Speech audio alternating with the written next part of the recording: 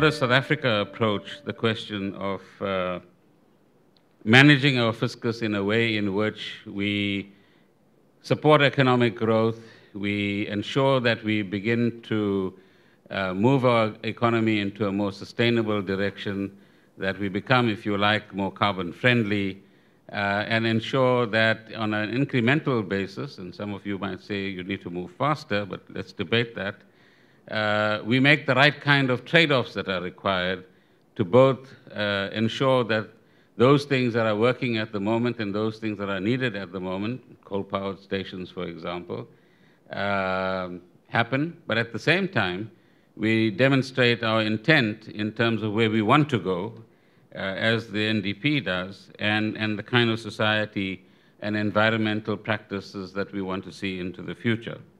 That there must be intergenerational fairness. Don't borrow today and ask your grandchildren to pay for it, which is what many countries elsewhere in the globe have done. They've borrowed today, they've spent today, they enjoy the good life today, and they leave the debt to future generations to pay. And so these are three guidelines that inform us in terms of where we're going.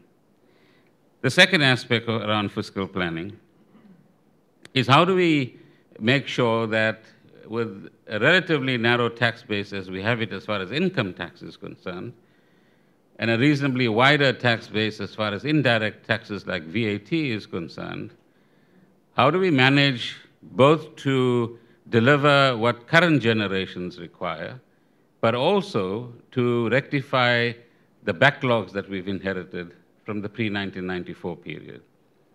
And so what we are working on currently, and we hope in the next month or so to bring that out as a discussion document, is what we call a long-term fiscal plan.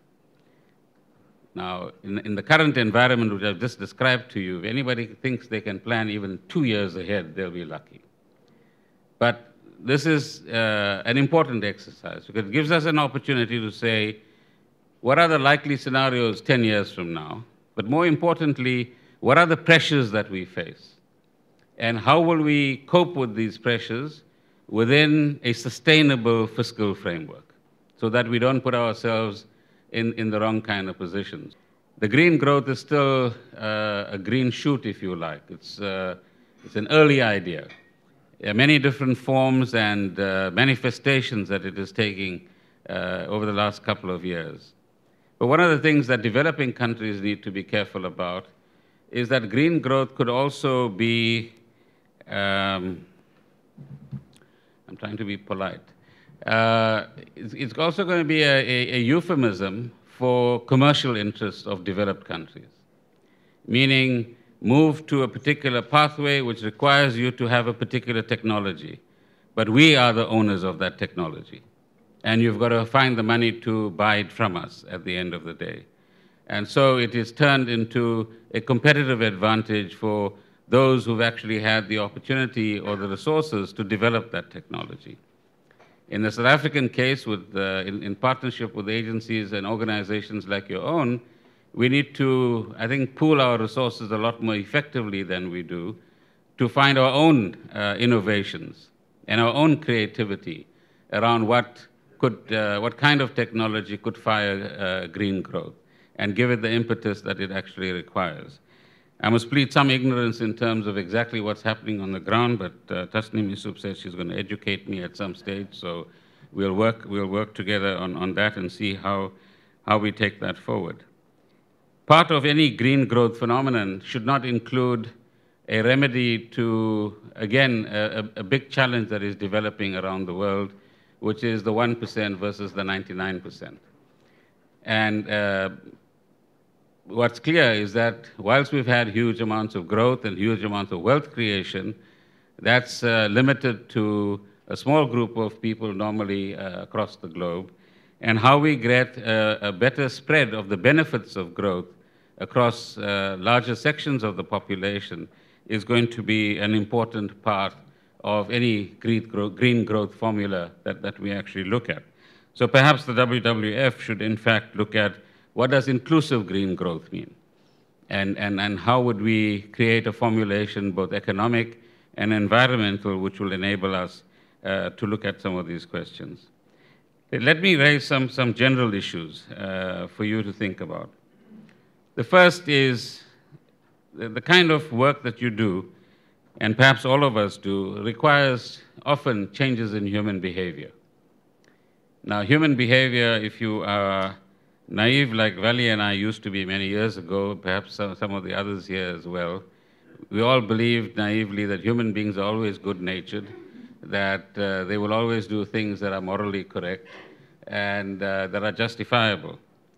But clearly, human beings operate on the basis of self-interest.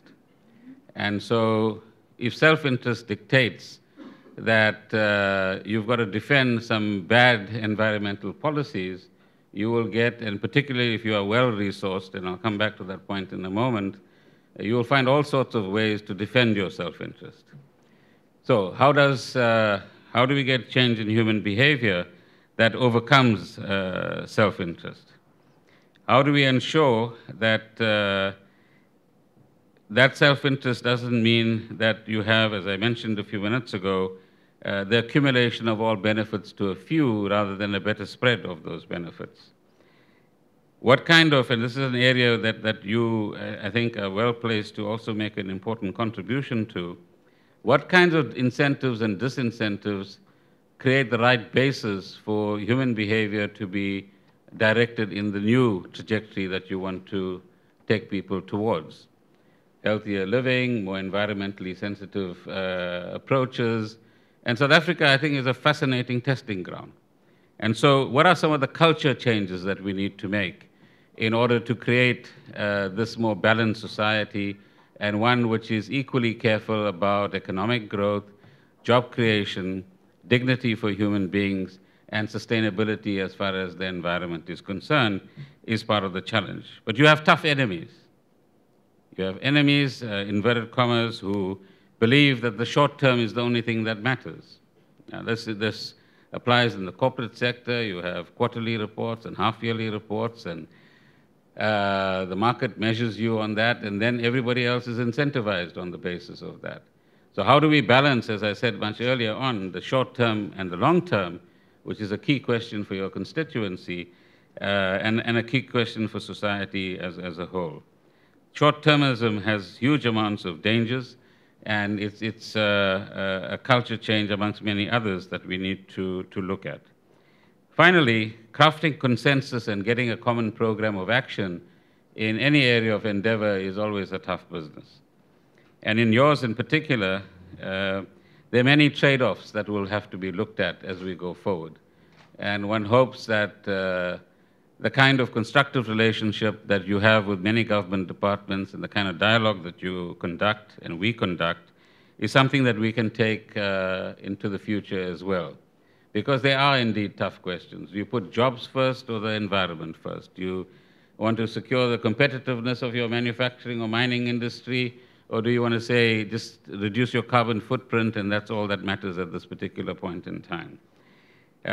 Equally, do you mine in a particular area, or do you ensure that the environment is, and its particular qualities, wetlands or whatever it might be, needs to be protected? And as you know, there are a few instances in South Africa that are very current at this point in time.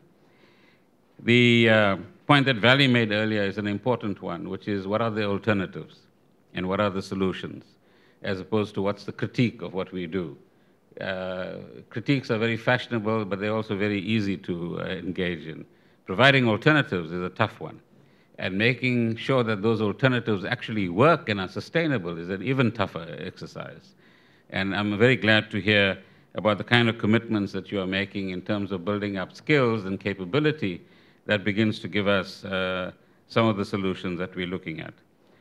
So I hope that, and it'll be interesting to hear your views, that some of the natural disasters that the world has experienced over the last year or 2 years, the most recent one in the United States and elsewhere in the world, might shock people into believing that there is a thing called climate change, that there are issues of sustainability that we need to be concerned about.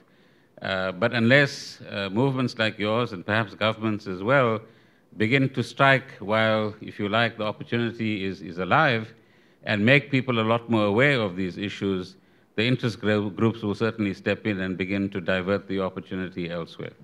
I hope I've agitated you enough to stay awake in the afternoon on a hot day in Cape Town. And once again, thank you very much for this opportunity.